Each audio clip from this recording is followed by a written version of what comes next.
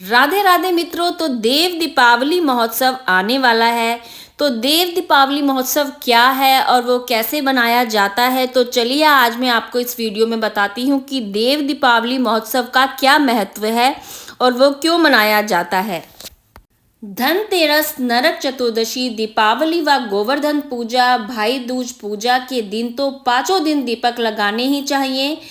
तो जिन घरों में इन पांचों दिन दीपदान किया जाता है, उन घरों में अकाल मृत्यु का भय जो है वो समाप्त हो जाता है। इसके बाद देव दीपावली मनाई जाती है, जो कार्तिक मास का अंतिम कार्तिक मास की पूर्णिमा का त्योहार मनाया जाता है। देव दीपावली को देवताओं की दिवाली भी कहते हैं। देवताओं की दिवाली का मतलब है कि भगवान स्वयं धरती पर आके दिवाली बनाते हैं। इस बार देव दीपावली का जो महोत्सव है वो 15 नवंबर को मनाया जाएगा। कथा के अनुसार भगवान ने त्रिपुरासुर नामक असुर का वध करके देवताओं को राक्षसों के आतंक से मुक्ति दिलाई थी।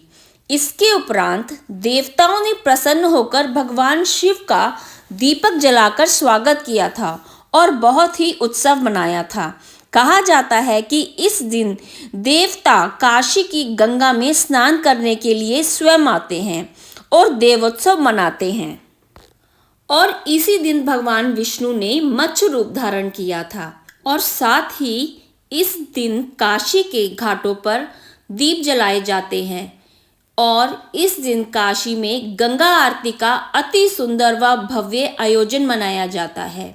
शिव पुराण में देव दीपावली के बारे में लिखा गया है, जब भगवान कार्तिकेय ने तारकासुर नामक राक्षस का वध किया तो तारकासुर के तीनों पुत्रों ने भगवान ब्रह्मा को प्रसन्न करने के लिए कठोर तपस्या की थी, ताकि अपने पिता की मृत्यु का बदला ले सकें।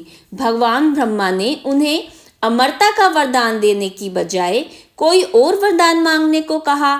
तब ब्रह्मा जी को उन तीनों राक्षसों ने कहा कि आप हमारे लिए 3 नगरों का निर्माण कराइए।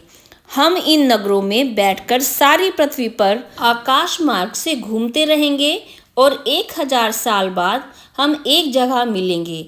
उस समय जब हमारे तीनों नगर मिलकर एक हो जाएंगे, तो जो देवता उन्हें एक ही बाण से नष्ट कर देगा, वही हमारी मृत्यु का कारण होगा।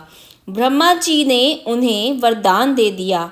ब्रह्मा जी का वरदान पाकर तीनों राक्षस बहुत ही प्रसन्न हुए। उन नगरों में से एक नगर सोने का था, एक नगर चांदी का था और एक नगर लोहे का था। अपने पराक्रम से इन तीनों ने तीनों लोकों पर अपना अधिकार कर लिया।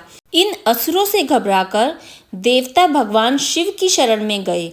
यह सब जानकर भगवान शिव इनके वध के लिए तैयार हो गए। इनका वध करने के लिए विश्वकर्मा ने एक दिव्य रथ का निर्माण किया। चंद्रमा व सूर्य उस रथ के पहिए बने। इंद्र, वरुण, यम, लोकपाल आदि उस रथ के घोड़े बने। हिमालय धनुष बने और शेषनाग उनकी प्रत्यंचा बने। भगवान विष्णु स्वयं बाण बने और अग्नि देवता उस बाण की नोक बने।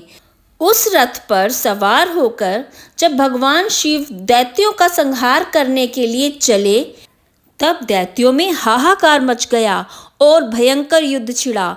जैसे ही त्रिपुरा एक ही सीध में आए, भगवान शिव ने दिव्य बाण चलाकर उनका नाश कर दिया और सभी देवी देवता भगवान शिव का जय जयकार करने लगे।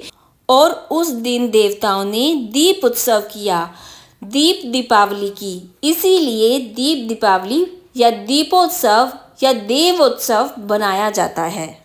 तो ये थी कहानी देव दीपावली की।